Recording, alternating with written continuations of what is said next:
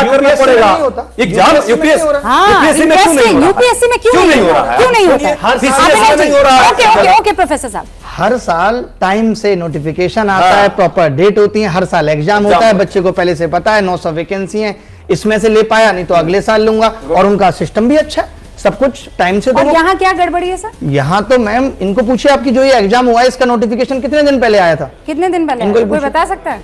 हाँ बैठिए बैठिए। हाँ फिक्स नोटिफिकेशन नहीं होता आजकल, तो ये नोटिफिकेशन फिक्स नहीं है, नहीं होता है, कुछ नहीं है आजकल नोटिफिकेशन फिक्स नहीं है, फिक्स नहीं है।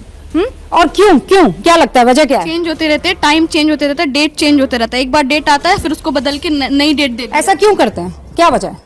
रूपिका जी वही, ये प्लान नहीं है ना, सिस्टम सही तरीके से काम नहीं कर रहे। एसएससी के एग्जाम और इसके लिए जिम्मेदार कौन है? सरकार जिम्मेदार है, 24 दिन पहले बता देते हैं। पहले तो ये होता था हम लोगों के टाइम पे, मैंने 5 बार सरकारी नौकरी ली है, कि नोटिफिकेशन में ये बता दिया जाता था पेपर 1 तब होगा, पेपर 2 तब होगा, पेपर 3 तब होगा, बच्चा प्लान तो करता है।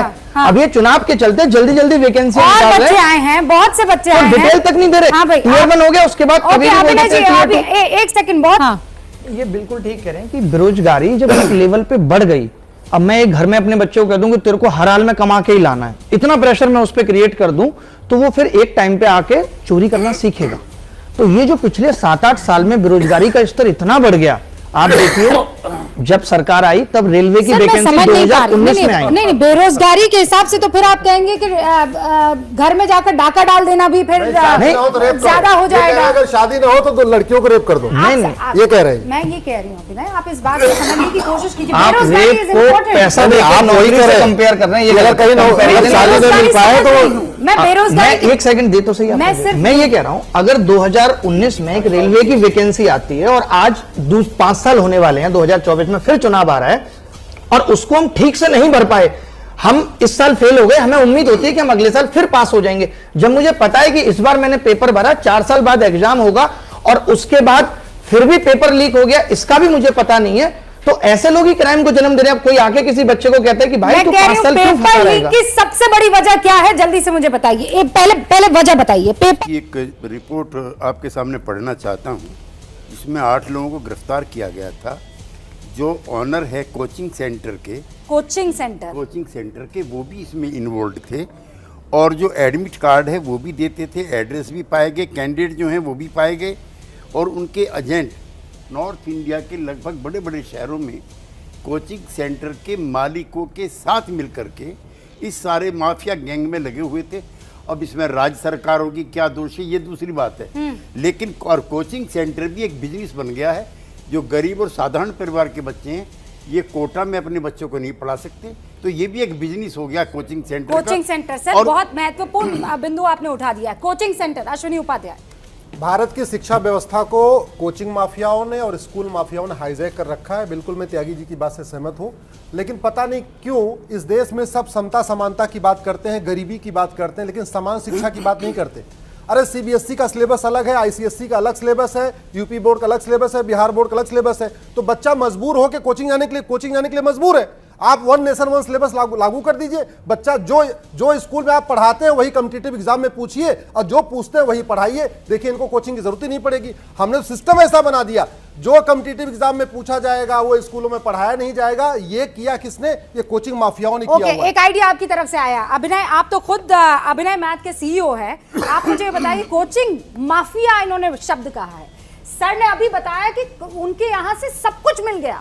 नहीं, ये इन्होंने बिल्कुल सही बात की, लेकिन किसी एक पॉइंट से या एक रिपोर्ट से हम ये नहीं कह सकते। अभी एमपी में जब पेपर आउट हुआ तो वहाँ के परिवहन मंत्री का कॉलेज ब्लैक लिस्ट हुआ, और बाद में पता चला पूरा सिस्टम यहीं से हैक था। तो वो बहुत सारे पैरामीटर हैं नकल के। और बाकी कोचिंग माफियाओं की जो उन्होंने बात कही वो सही बात कही। खैर मैं तो फ्री एजुकेशन वाला आदमी हूँ, जिसने यूट्यूब पे फ्री पढ़ाया है। नहीं सर, आपको कोई भी नहीं कह रहा है। हाँ, लेकिन वो क्या है ना कि साधन कैसे मिले। जैसे अब आपको कहीं से किसी नेता से सोर्स मिला कि यार मैं ना 10 बच्चों की नौकरी लगवा सकता हूँ। अब आपको वो 10 बच्चे कहाँ से मिलेंगे? आप किसी कोचिंग सेंटर वाले को कनेक्ट करेंगे, तो वहां से वो कोचिंग वाला भी क्या है कि उस सिस्टम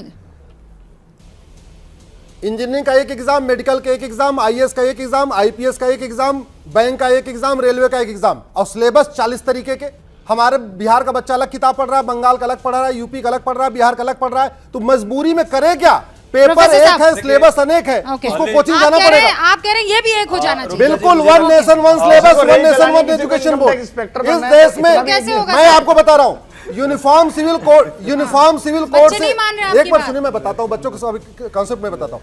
यूनिफॉर्म सिविल कोड से ज्यादा जरूरी है 12वीं तक यूनिफॉर्म एजुकेशन। यूनिफॉर्म एजुकेशन तो मैं समझ गई, वो पेपर जो है आपने सबके मतलब इनको बनना है डॉक्टर और पेपर दे वो नहीं क्लर्क वाला। अरे नहीं, बात कैसे वो नहीं, चलेगा?